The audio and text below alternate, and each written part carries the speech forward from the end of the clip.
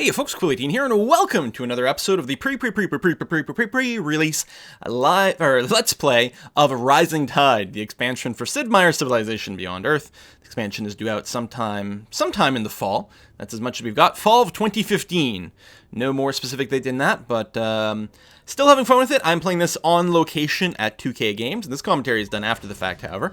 So one of the things that I failed to address in the last video, because honestly, and this goes to show how much I was sort of, being distracted by conversation and also trying to play a little quickly.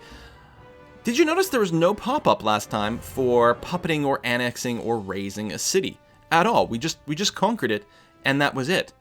And that's interesting. I don't know if that's something that was just disabled for this build, or that represents a change in Rising Tide. And I can't believe, it took this long for me to clue into, wait a minute. This thing is missing. Now already some of the behaviors, look at me moving towards the ARC, might be planning a little bit more aggression. What was I going to say? Oh, already there were some differences between Civilization 5 and Beyond Earth in that respect.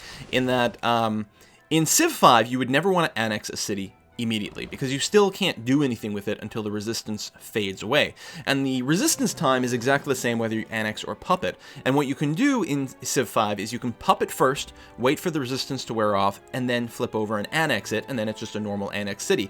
And in the meantime, during that resistance period that is the same length regardless, you would have only been suffering the puppeting unhappiness instead of the full annexing unhappiness. In Beyond Earth, they changed the behavior a little bit, in that you would still get more unhealthiness or unhappiness if you annexed, but and no matter whether you annexed or puppeted, the resistance time was the same as far as I know. But in addition to that, if you had a puppeted city that was out of resistance and then you annexed it, it actually went into resistance a second time. So in Beyond Earth, there was no incentive to use the puppet into annex trick. You would just either puppet right away because you were intending to leave it puppeted, or you would annex right away and you would just, sit through that period with the extra unhealthiness. And honestly, I think that's a little bit better. I think it makes a little bit more sense. The other way was a bit gamey and weird. And maybe there's a way to tweak the resistance numbers between annexing and puppeting a little bit. But here we're not getting that pop-up at all. The city's going directly into a full annexation. And unless I'm wrong, it doesn't look like it's going into resistance. The two new cities, actually, no, never mind. A bunch of the cities have little black squares under it, which I think represents some of the city connections for trade just being broken. Like you see here, Vanfald has the city trade icon, but it looks like it has a little red dash through it. So I don't know. So I don't know if that represents a change in the game or just something in my current build that I didn't get the pop-up, it always annexed, and it didn't have any resistance. We'll have to see how that goes. It's very interesting. My unhealthiness has tanked pretty heavily. Now, I normally would say that's because, I don't know, some amount of resistance or this or that. I'm not sure. I'm thinking the new cities I took, because there were newer cities. Like when I took their capital, I think my health actually went up because it was very well-developed cities with a lot of buildings. And of course, when you take over a city, its population gets halved. So I think overall it had enough buildings to take care of its unhealthiness. But Jimbumba and Ranji probably didn't have as many happiness buildings to offset their cost of taking it. And that's all right. Yeah, I'm mousing over Central. So I think that's my plan at this point. And whether at this point or not I had decided to actually go with a full-on domination victory or not, I don't know. But I gotta admit, Central is very, very exposed. I have a big fleet. I probably still have a affinity edge. Next time I pop open the diplomacy screen, we'll have to take a look over there. But I probably have a pretty big affinity edge, and we know that the ships come in relatively late, so unless they are also at affinity level 6, they won't have the gunship upgrade. And was it at 5 that the patrol boats were upgraded? It's either that, 4 or 5, somewhere around there. So it's pretty potent window. Wow, that explorer would have a very, very hard time getting to that expedition site. Am I just going to leave it parked there and hope that things move away? I have no idea. That's a lot of sea dragons going around. Of course, I've still been fighting the aliens pretty regularly, so their aggression levels are probably a bit on the high side. They haven't switched over to yellow color or whatever it is when they actually officially effectively declare war on you and will enter your terrain and hunt your stuff down. But they're still relatively cranky pantsed. There are some, I think Yeah, I think that's one Manticore up on the coast, which I think is bombarding my ships relatively regularly and basically just giving me experience points, actually. So I can't complain too much about that as it is. Oh, am I going to brave that? Now, explorers are not... I don't think explorers get attacked by yellow aliens unless they're near a nest. Or sorry, green aliens, unless they're near a nest. And we're going to find that out for sure. Because even though we've been fighting, I don't think the aliens have actually switched their behavior, really. I'm talking about their aggression level, but I don't think they actually change their programming until they actually go yellow. Or maybe it's just a slight weighting change. But I don't know if that'll change their rules, whether to attack the explorers. We'll find out next turn, if they attack me or not. What do I have here? Another Screamer, fully healthy, which actually might just go around and scout a little bit, which wouldn't be a terrible idea, honestly. Because there's a lot of Fog of War still out there. Be nice to get ships with like a vision upgrade or something. I wonder when in Civ 5, when you embark a unit, it only has a vision radius of 1. Is that the same in Beyond Earth? And does it affect explorers? I'm not sure about that. I feel like the embarked explorers had a vision range of 2 when we were exploring earlier. I don't know if that's true. My memory may be off, and also that might be something specific to Rising Tide. I don't know. Because I'm pretty sure in Civ 5, all embarked units, including scouts, have a vision radius of 1. But again, I might be completely wrong. I think I'm right, though. So yeah, I'll have to compare here. It certainly looks to me... No, we can see here that this Explorer has a vision range of at least 2, because you can see aliens that are 2 tiles away here. So I'm going to have to find out if that's the same in Vanilla Beyond Earth, and also if it's the same in Civ 5. I'm pretty sure all embarked units, including scouts, have a vision radius of 1 in Civ 5, though. Although, I think there's a... Is there an upgrade or something that gives your embarked units more vision? I don't remember. Anyway, what am I on? There's just a pop-up asking me if I was sure about something, and I don't know what that was. Oh, I'm doing a move! Yes! Actually, I should have moved that city a while ago, probably. I probably will move 1 tile away and then stop so that I'm not too far away from some of the established tiles, because I think another move after that would bring me 3 tiles away, yeah, from something, which is not what I want. But 1 more move and then spending some energy to buy some tiles would be exquisite. And I think that will be very common. I think that's how I'm going to tend to play. I'll plop down a city sort of on one edge, like say on the rightmost edge of the terrain I eventually want it to work. So it'll start off with some resource in the range, then I'll move it twice away from that, so that that initial valuable tile will be 3 tiles away from my city, which will still put it within work range, and of course all those tiles will still be owned by me, and then I'll spend some energy to pick stuff up on the other side. And I think that's what I will generally do. Here you can see I turned off the auto renew this route because, you know, I don't mind reassigning my trade routes every 30 turns. It's not that long. As long as the list was sorted to show highest gold at the top would be nice. Or for the internal trade routes, like highest production, highest food would also be nice. Although I would prefer it to be like highest total production, highest total food, like in both directions, as opposed to just what, you know, the originating city will do. Because usually that's what I want, is like, I want to pick an internal trade route that produces the most hammers, or in this case, nuts. You know, so the highest production, the most production overall in both cities. So here I might again be talking with the developers. I do like the trade routes providing some strategic resources, though. I think that's new. I have to admit, I haven't played like a ton of hours. I think I don't know if I've played more than 100 hours or 2 hours. Actually, I can check right now. Haha, I forgot I'm not using OBS to stream this. Sid Meier's Civilization Beyond Earth. I put in 137 hours, which should be enough to make me remember if you would get strategic resources through trade, but I don't think so, and it feels pretty new. And yeah, I'm talking to one of the developers for sure at this point about this, and like, again, selling them on the idea of sorting things would be good. And I think this may be around the time that they actually gave a phone call to the project lead to ask him about adding that sort of feature in there. So if it's in there in the expansion, guys, you have me to thank for it. All you have to do is whine enough, and eventually things happen. That's actually surprisingly true, not just in gaming, but also in life. Now, I mean, you have to be whining about something that's accurate. Too many people whine about stuff that, like, no, they're just flat out wrong. But sorting these lists, no, that's good. I want everything to be sortable. Honestly, like, if they just embedded Excel in here and let me do, like, sorting on spreadsheets, I would be so happy. You know what would like that? A Roomba. We all know he's a big fan of Excel, right?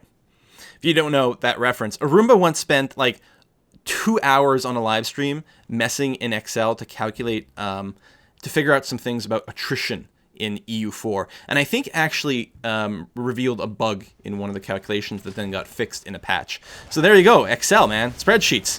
They get stuff done. Still lots of aliens buzzing around. It looks like that Explorer did in fact die. Seems to be missing, so darn. Hey, we got some purity research. It looks like we actually got enough to get some traits on there too.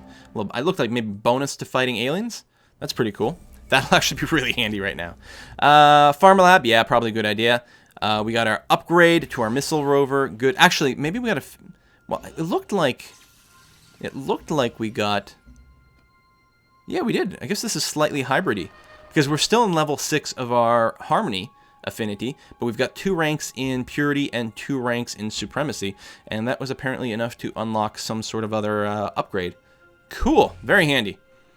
I'm gonna I can't wait to get my hands on this for reals, where I can like literally just spend like 4 hours looking at every single tech in the list and reading every single bonus, every single tooltip on every bonus to an affinity and every hybrid affinity and all the units as well, because there's so much stuff that like I'm curious about. It would have been a little pointless to spend that time during the day I spent at 2K. 1, because I wanted to actually play the game, and 2, because all those numbers are subject to change. Right? Again, with months left of development left before it releases, based on their fall of 2015 release date that they've announced. In that time, tons of things are going to get thrown out and redesigned, and so getting too married to something that you see here could be deceptive later on. So, yeah, and I just wanted to play the game. And I was going to say, based on the fact the screen's not moving, I'm probably having another conversation with someone over there. It was actually cool. The building that we were in used to be owned... Was it owned by something like DreamWorks or something like that? And the room I was playing in was actually like an old like theater for like previewing, you know, the latest scenes that were being developed for some of their movies.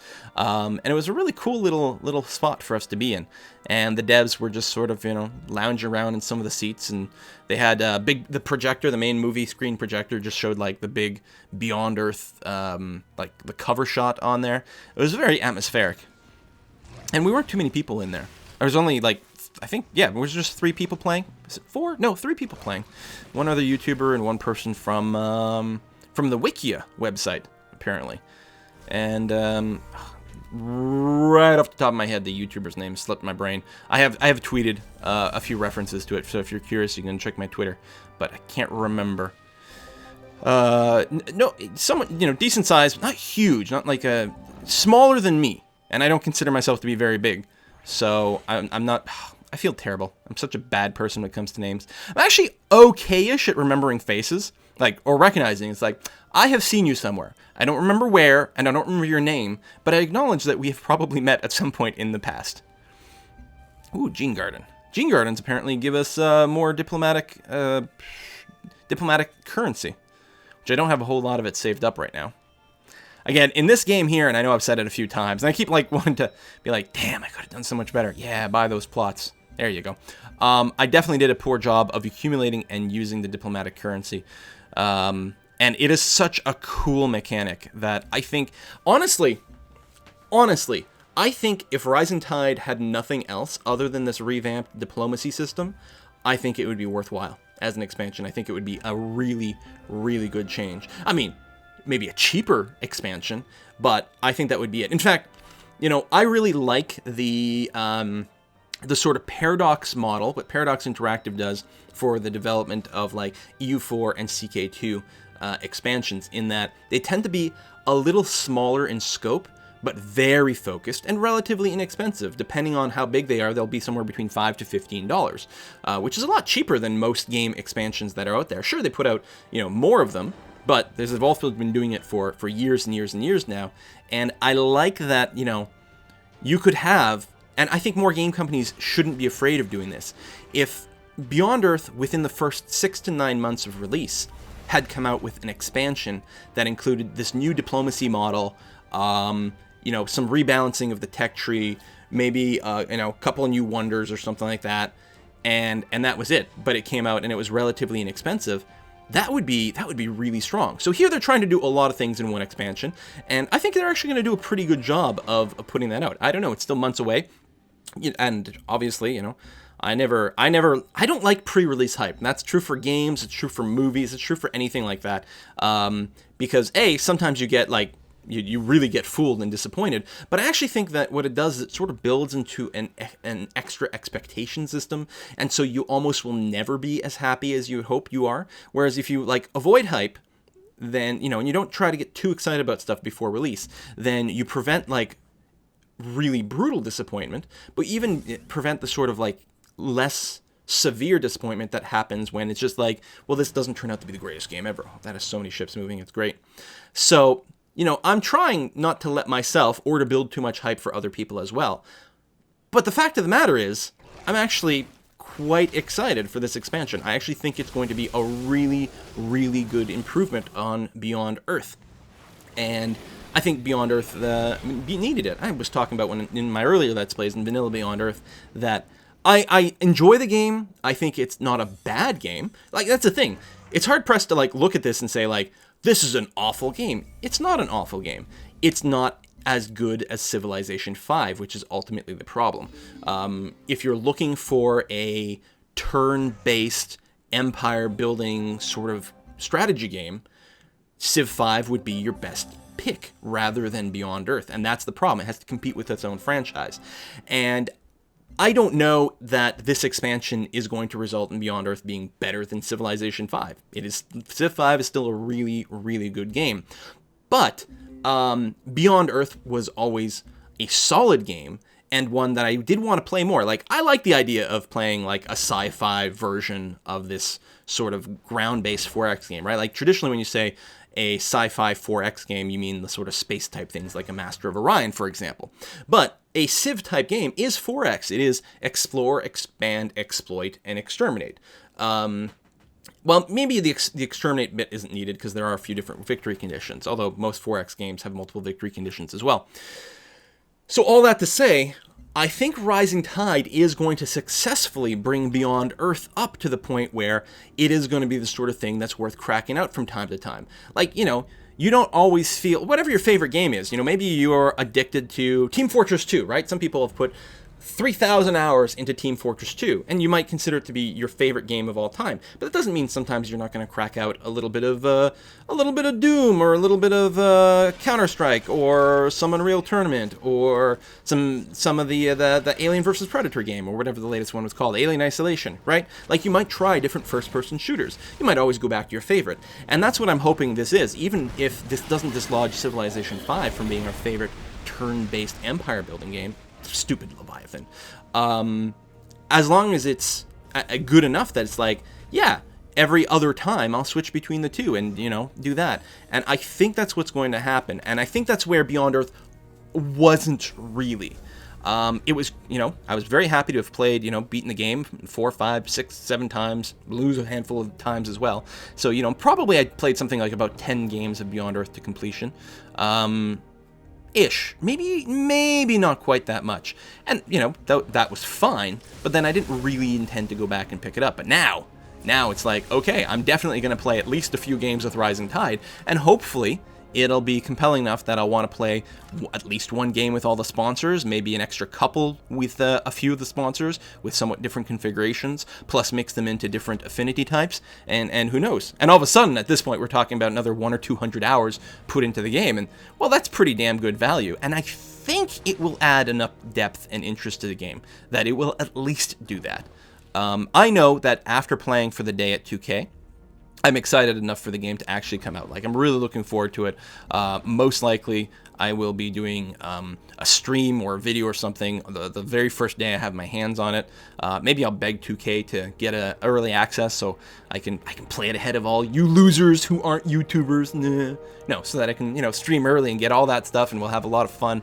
And I'm legit excited for that sort of thing. So hopefully, and I'm not talking about the game as much. It's hard. This post commentary, man. I find it hard to like try to give a play-by-play for something when I'm not actually in the moment. Like, what am I doing? Well, I just did a thing that gave me an affinity level, and now I've got a new unit.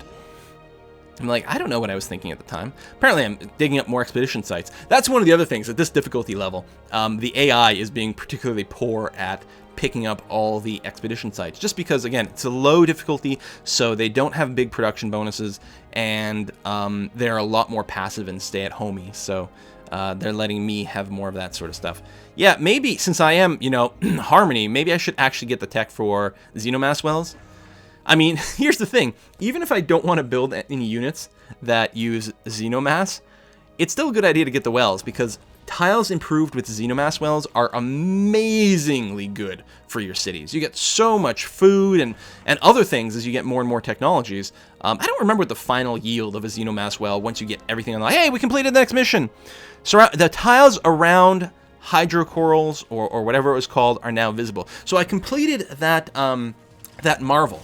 So now I have vision around every tile where there's a hydrocoral on the map. And there was a lot of it all over the place. And that is a really cool little bonus for just having, you know, explored 3 of these sites, which is really all it took. And it would have been nice to do a little sooner. Dude, what are you doing? What are you doing? Well, I do have quite a few units there, including some gunships. Yeah, there we go. So I didn't actually attack. I'm just going to park adjacent, and I'm going to bombard this Leviathan, which killed one of my ships. We're going to get some vengeance on this alien type. And I think with that, we are going to wrap up this video. Thank you very much for watching, and we'll be back probably tomorrow with another episode of our Rising Tide Let's Play. See you next time, folks. Bye-bye.